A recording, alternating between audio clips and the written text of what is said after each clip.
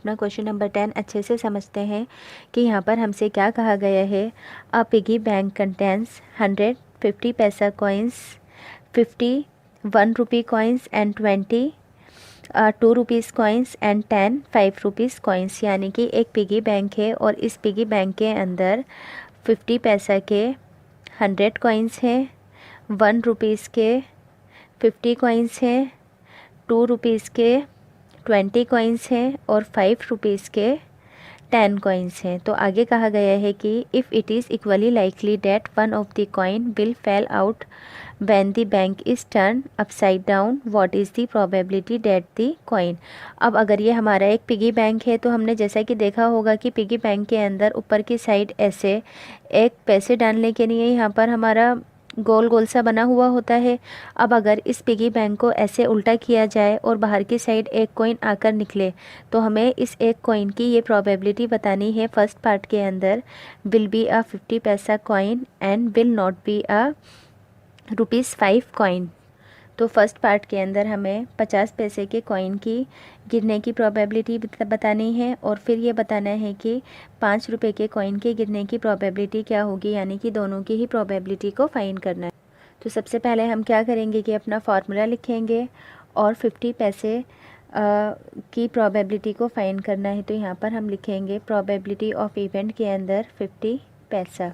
तो total number of outcome क्या है यहाँ पर हमारे, यानी कि कुल मिलाकर इस पिगी बैंक के अंदर 180 कॉइन्स हैं। तो टोटल नंबर ऑफ आउटकम्स में लिखेंगे हम अपना 180 और 50 पैसे के यहाँ पर हमारे कितने कॉइन्स हैं 100। तो नंबर ऑफ फेवरेबल आउटकम्स में लिखेंगे 100। अब 0 से 0 कैंसिल, 2 5 से 10 और 2 9 से 18। तो ये क्या होगा हमारा 5/9 फर्स्ट पार्ट का आंसर। अब बात करते हैं हम अपने सेकेंड पार्ट की। तो सेकंड पार्ट में हमसे कहा गया है कि 5 रुपये के कॉइन ना आने की प्रोबेबिलिटी बताओ। तो सबसे पहले 5 रुपये का कॉइन आने की प्रोबेबिलिटी निकालनी पड़ेगी, तभी तो हम बता पाएंगे कि 5 रुपये के कॉइन के ना आने की प्रोबेबिलिटी क्या होगी। तो सबसे पहले हम 5 रुपये के कॉइन के आने की प्रोबेबिलिटी निकालेंगे। तो प्रोबेबिलिटी ऑफ ई की जगह पर लिखेंगे प्रोबेबिलिटी ऑफ 5 रुपये coin is equals total number of outcomes हैं यहाँ पर हमारे 180 और 5 रुपीज़ के कितने कॉइन्स हैं यहाँ पर हमारे 10। तो यहाँ पर हमारा 0 से 0 कट, तो ये क्या हो गया हमारा 1/18। अब जैसा कि हमारा फार्मूला था होता है for probability of not E को निकालने का क्या होता है probability of E plus probability of not E और इसका सम क्या होता है हमारा 1। तो प्रोबेबिलिटी ऑफ ई क्या है यहाँ पर अभी हमने फाइंड की अपनी 1/18 और प्रोबेबिलिटी ऑफ 5 रुपीज़ का कॉइन ना आने की प्रोबेबिलिटी के को हम यहाँ पर अपना फाइंड करेंगे। तो इसके लिए ऐसे बार लगाएंगे प्लस इसको इक्वल में लिखेंगे 1। तो probability of 5 rupees not coin के लिए लिखेंगे यहाँ पर बार का साइन और 1 के अंदर से माइनस करेंगे 1/18 को।